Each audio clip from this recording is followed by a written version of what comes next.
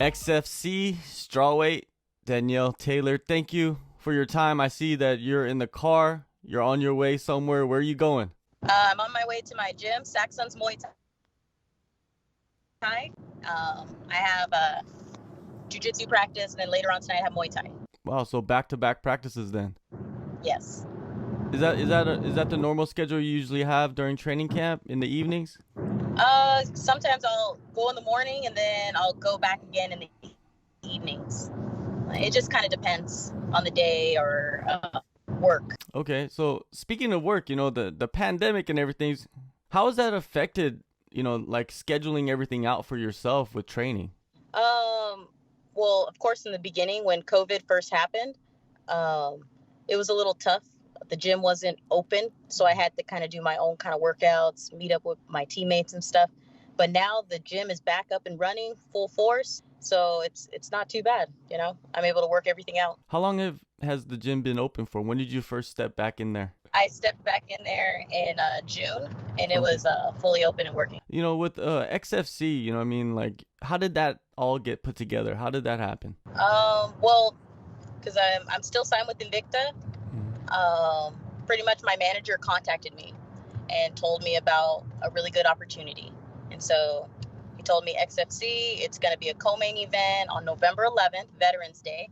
And he told me who the opponent was, and she's a UFC veteran as well. And I just saw that opportunity and I jumped right on it. So if you're still signed to Invicta, so Invicta signed off on it, it's just like a one-off then? Well, Invicta, they're awesome. I love that promotion.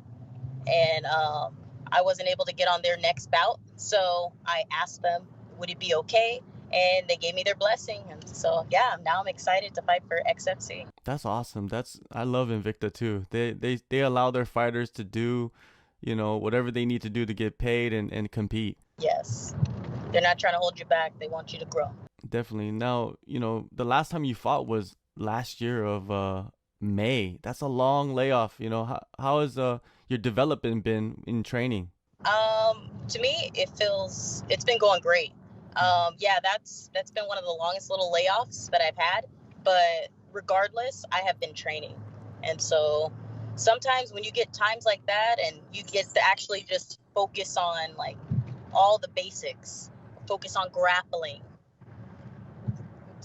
I focus on grappling, and it's been going great. I feel like I developed a lot.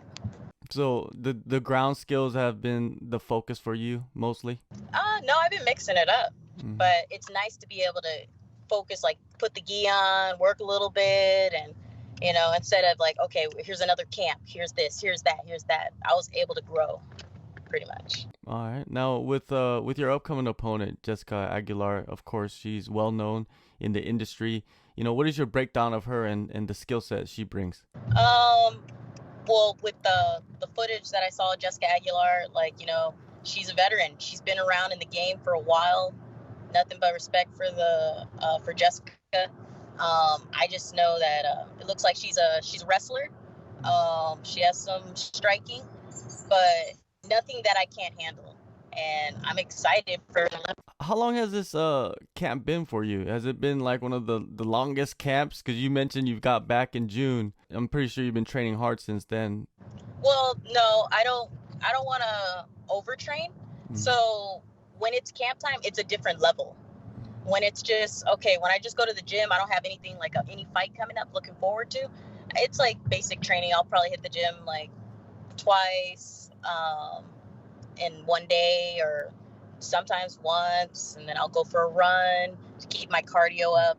But it's not as now with this fight, it's going to be on NBC Sports. That's a pretty big demographic that you're going to hit. Like, does that mean anything extra for you? I'm very excited that it's going to be on NBC Sports. I look forward to that. I don't know if they're going to be having an audience and stuff, so it's going to be amazing that my friends and family and my gym family are going to be able to watch the fights without stressing or worrying, oh, I got to pay for this, or What are you expecting in this fight? What are you expecting out of Aguilar and yourself? What kind of performance? I'm expecting both of us to put on a show. We're both veterans. We've both been through deep waters, and I'm ready for a fight. I want, of course, like every fighter says, I want to finish it. I want to finish it in the first round. But, you know, whatever happens, it's MMA. We could be standing, we could go to the ground. I'm going to be ready for any situation. What are your plans with XFC? You know, this is a big fight. You know, it could lead to maybe a title shot, or you know, because I feel that the championship belt is vacant. So do you see that as something, as a possibility with the promotion? Yes, with XFC, I would love to move up in the strawweight over there. I want to take over that division pretty much. So this is a stepping stone towards one of the goals, and eventually getting that belt.